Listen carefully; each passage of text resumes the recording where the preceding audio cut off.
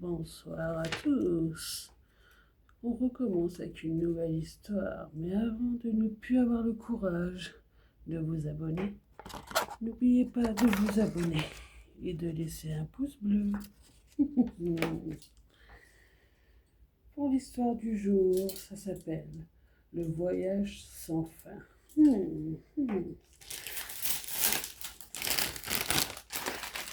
Ça a l'air d'être déjà bien intéressant. Voyons voir. Alors, la première partie, elle se nomme Voix profond. Tom et Isaac s'étaient connus sur un banc du lycée de province. 10 ans plus tard, ils étaient toujours amis. Chaque année, ils se retrouvaient pour ce qu'ils appelaient un road trip annuel. C'est une semaine de randonnée dans des plus belles montagnes et de forêts. C'étaient des connaisseurs dans leur domaine. En 10 ans, ils avaient arpenté divers paysages dans différents pays.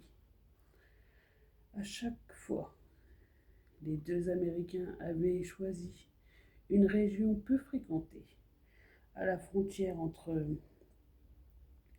Alberta et la Colombie-Britannique. Une zone reculée, coupée des sentiers balisés, où seuls quelques chasseurs passaient encore l'automne. Le lieu semblait à la hauteur de leurs défis connus. Ils voulaient braver le froid du Canada ensemble. Ils s'étaient équipés pour plusieurs jours. 2 GPS, une balise de secours, un filtre d'eau, vêtements thermiques et même une petite caméra pour filmer leur nuit sous les étoiles. Et surtout, ils avaient l'expérience, celle qui s'apprend à lire le reflet, à connaître le col, à se repérer sans écran.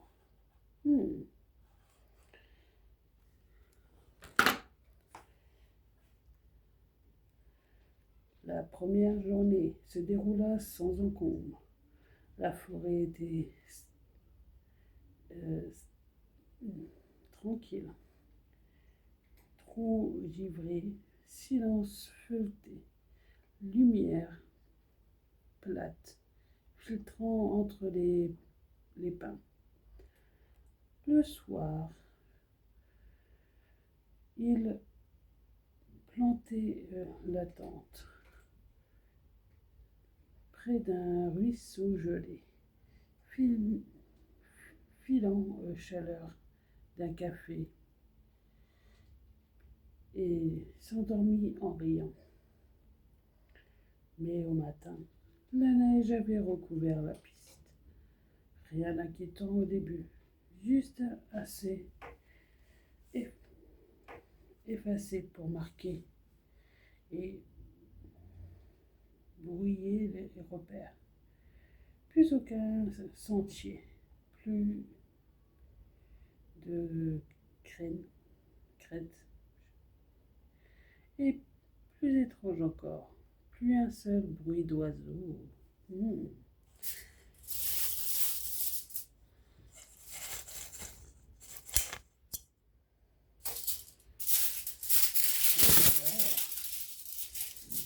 Ils décidèrent de continuer vers l'ouest,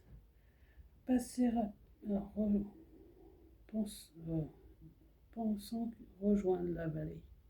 Mais plus ils marchaient, plus le doute s'installait. Au bout de plusieurs jours, ils savaient qu'ils étaient perdus. leur vie diminuait. Isaac sortit la carte, la replie aussitôt, puis il dit: On n'a plus rien. Une barre de céréales, un peu d'eau et un fond de café. Tom savait. Il avait compté. Isaac parlait d'un petit relais routier à une trentaine de kilomètres qu'il croyait avoir vu mentionné sur un blog. Il n'était pas sûr de l'emplacement exact, pas sûr du chemin non plus, mais c'était la seule piste. Il proposa d'y aller seul, léger, juste une lampe, une boussole et son couteau. Il reviendrait avant la nuit, avant de quoi tenir encore 2 jours. Tom hésita avant de lui dire: On devrait rebrousser chemin. C'est trop risqué. Isaac hocha la tête. Si on fait ça, secoua la tête, pardon. Si on fait ça, on ne reviendra jamais. On abandonnera. On a fait le plus dur, tu le sais. Reste ici, monte la tente, je reviens avec des conserves et on continue. Un pari risqué. Tom refusa d'abandonner d'abord, mais Isaac insista. Tom le regarda s'éloigner jusqu'à ce que sa silhouette se fonde dans la forêt. Il monta seul la tente, alluma un feu, prépara un peu de café qui lui restait et il l'attendit 1 heure, puis 2. Puis la lumière déclina et Isaac ne revient pas. La partie 2, la solitude froide. La nuit tomba lentement. Tom resta assis près des flammes. L'ambiance de la forêt avait quelque chose d'inquiétant. Il aurait pu économiser du bois, mais il préféra garder une bonne flambée. La lumière le rassura. Il ne l'aurait pas admis, mais c'est vrai. Rester seul dans une obscurité totale, au milieu de nulle part, c'était trop. Il finit par rentrer dans la tente, laissa le feu dehors. La nuit mit du temps à venir. Il se retournait sans cesse dans son sac de couchage. Le froid passait par les couvertures. Et surtout, il n'y avait pas un son. Au début, des simples craquements, des branchements, peut-être du bois qui travaille. Mais il était trop espacé, trop lourd, comme des pas, lents, mesurés. Tom retient son souffle. Il tendit l'oreille. Plus rien. Puis ça recommença. Toujours à distance, jamais très près, mais suffisamment proche pour qu'il le sache. Il resta immobile, les yeux ouverts dans le noir. À l'écoute, cela dura longtemps, peut-être 1 heure, ou peut-être plus. Puis enfin le silence revint. Le feu dehors est presque éteint. Au matin, Isaac n'était toujours pas revenu. Tom sortit, fit quelques pas. Pas de traces fraîches, pas de bruit, rien que la forêt, le vent. Il passa la journée à chercher un endroit plus abrités. Il remonta le cours du ruisseau gelé, s'éloigna un peu du campement, puis revint sur ses pas. La forêt semblait plus dense, ou peut-être c'était juste lui qui se perdait un peu plus. Il entendit à nouveau un bruit. Il s'arrêta net. Un bruit sec contre un tronc, comme si quelque chose avait été lancé ou un animal s'était coincé. Il appela une fois, 2 fois, pas de réponse. Il rentra avant la nuit. Le soir, il fit un feu plus grand, plus de bois, plus de lumière. Il s'était dit que Isaac verrait la flamme de loin. S'il s'approchait du campement, il restera donc dehors, assis. Assis. Mais il ne pensait plus vraiment au retour de Isaac. Il fixait la forêt. Et c'était là qu'il la vit, entre 2 troncs, une forme allongée, presque un homme. Il crut peut-être distinguer des cornes de cerf, mais sans distinction. L'ombre n'avait pas de courbure nette. Il se leva, appela une fois. Sa voix résonna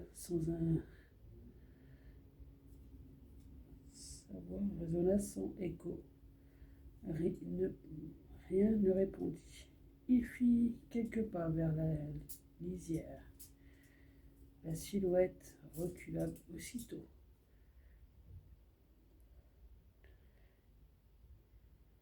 Comme aspiré par l'obscurité des arbres. Il resta là, un moment figé, puis retourna vers le feu. Il se dit que c'était sûrement une illusion optique, un jeu d'ombre, ou presque ou cette chose, la pareidolie, oh là, j'arrive pas à le dire correctement, pareidolie, quand le cerveau croit reconnaître des formes dans ce qu'il ne comprend pas. Mais au fond de lui, il pensait persistant. Et si c'était pas seulement ces bois? En reculant, il releva les yeux. Et la silhouette était réapparue, plus loin, au même endroit qu'avant. Toujours là, la même distance de lui. Il la fixa quelques secondes. Puis, sans savoir pourquoi, il décida de regagner sa tente. La troisième partie se nomme Rêve. Il s'enfonça dans son sac de couchage. La chaleur du duvet lui arracha un frisson de soulagement, un peu comme on se cache sous la couette quand on est enfant. Le froid et la fatigue eurent vite raison de lui, malgré sa tentative de garder les yeux ouverts. Et sa faim si profonde qu'elle lui tordit le ventre et lui cognait la tête. Le sommeil arriva, et avec lui, le rêve.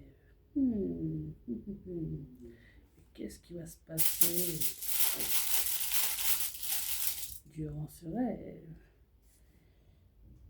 Voyons voir. Il courait, sans sac, sans veste.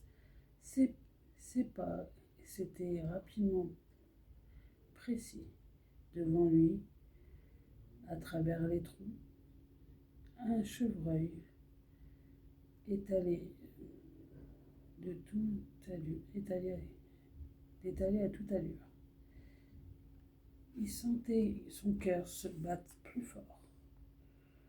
Ses muscles brûlaient et la neige volait sous ses jambes. Il n'avait pas peur, pas froid, juste faim.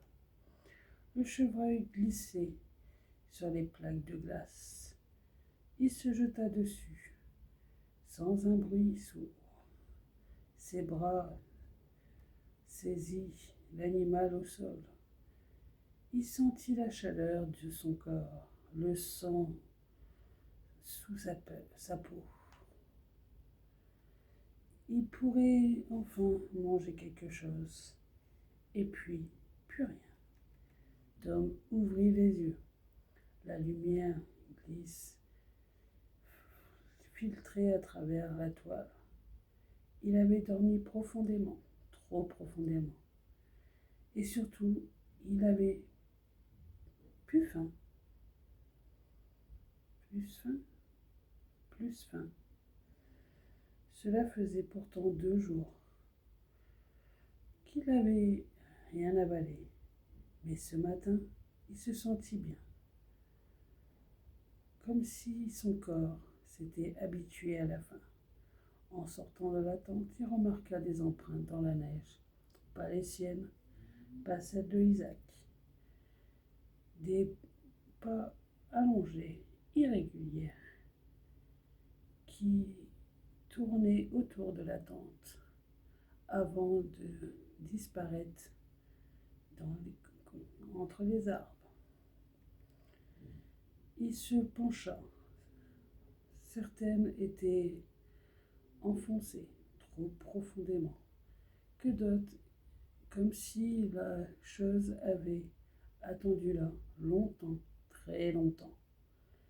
Au réveil, ses affaires avaient disparu. C'est cette fois sûr, il n'était pas seul.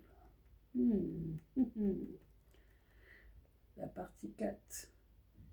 Tom passa toute la journée à chercher ses affaires. Il en remonta sur plusieurs sentiers, centaines de mètres, et suivant les empreintes, mais il se perdit très vite dans la neige vierge, comme si on avait pris soin de ces brouiller la piste. En fin de l'après-midi, il revint à la clairière. Ses affaires n'avaient rien donné. Le soleil déclinait toujours derrière les pins. La lumière se teigna en gris. Un froid plus vif s'installa. Et il les vit. Pas à pas, les 3 silhouettes, avec des contours bien humains cette fois,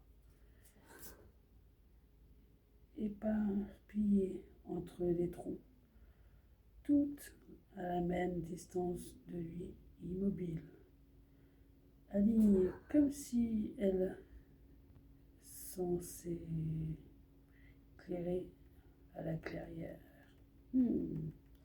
Il sentit son cœur s'accélérer.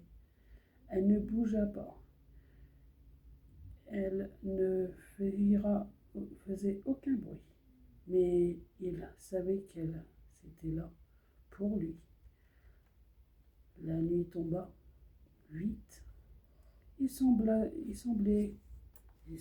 rassembla dans les bois à la hâte et alluma un feu plus haut que d'habitude. Le crépitement des flammes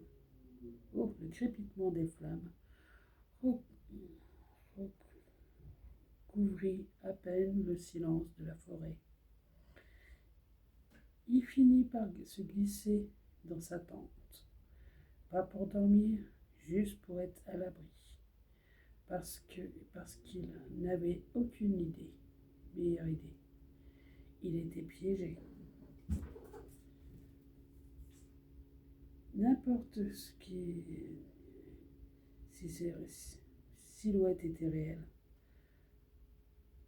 Demain, quand il fera jour, il devra rebrousser son chemin au plus vite. Évidemment, il l'avait tenté de faire à plusieurs reprises dans la forêt, qui est trop dense pour pouvoir se repérer. Il aurait fallu monter en haut des arbres gigantesques. Enfin, tout ça, c'est supposer qu'il arrivait à passer la nuit. Car une fois le feu presque éteint, les bruits commençaient doucement, les craquements à gauche, un autre plus proche à droite, puis des voix basses, saccadées, très proches cette fois. Il sentit son souffle. Cette fois, on le bute. Il n'y a plus de feu.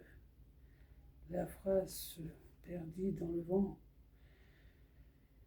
mais il l'avait entendue clairement. Il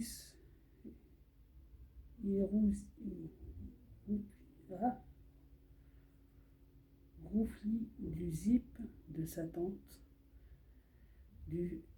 d'un geste sec. Mais il n'y avait rien, juste la lisière des arbres. Et plus loin, ces trois formes. Toujours là, mais plus proche. La partie 4. Est-ce que je la fais maintenant? Oui. Tom resta longtemps immobilisé dans sa tente, les yeux figés sur sa toile. Il écoutait chaque bruit, les craquements, se fuirait plus rarement. Plus le silence revint, le silence si lourd qu'il finit par fermer les yeux. Moi, j'aurais jamais pu. Comment était-ce possible, alors même qu'il venait de vivre une de ses expériences les plus traumatisantes de sa vie? Eh bien, lui-même n'avait pas la réponse. Il rêvait. Il avançait dans la forêt. Il ne savait pas pourquoi, mais ses pas étaient plus lourds que d'habitude, plus longs, comme si ses jambes étaient faites pour courir de grandes distances. Il traversait les troncs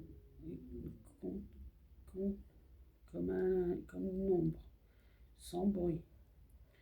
Et devant lui, une clairière, se tenait une autre silhouette, pas un animal, pas un homme non plus, quelque chose entre les deux. Il se retourna et il comprit que c'était lui, sa propre ombre, veste et voûtée, surmontée entre deux cornes figées, recorbillé derrière lui. Il resta figé. Et dans son rêve, il sentit un sourire s'étirer sur son visage. Tom ouvrit les yeux, l'air glacé s'engouffrait dans sa tente. Une large décliait les yeux, barrés sur la toile. Du sol jusqu'au sommet, le feu était mort depuis longtemps. Il sortit de son campement, décharné, et se figea quelques mètres de corps. On aurait dit de randonneurs, ou ce qu'il en restait. Des casques. Des quoi? Des carcasses grises entre deux vidéos. Entre deux vidéos. Oh là là. Et leur chair, comme rongée de l'intérieur. Les os brillaient d'un leur forme était méconnaissable. Il y avait du sang, absolument partout. Ses mains semblaient trembler. Elle aussi était recouverte de rouge. Son sommeil avait été si lourd qu'il ne se souvenait de rien. Il se recula lentement. Son pied heurta quelque chose. Il baissa les yeux, les traces à moitié effacées dans le vent, légèrement, irrégulièrement, indiquant que celle qu'il l'avait vue dans sa tente, mais plus grand, beaucoup plus grand.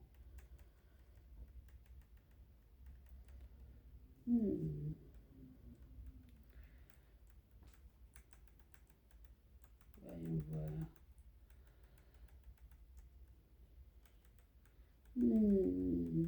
Je crois que la suite, on va le faire un autre jour. Alors pour aujourd'hui, on va s'arrêter là et on reprendra le voyage sans fin un autre jour. Sinon, ça va durer bien trop longtemps. Et là, vous allez faire que des cauchemars.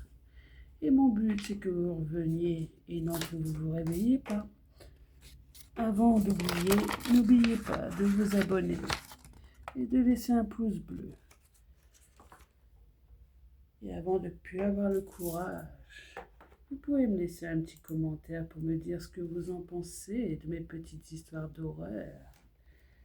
Et à bientôt. Et surtout, faites de beaux rêves si vous en êtes encore capable.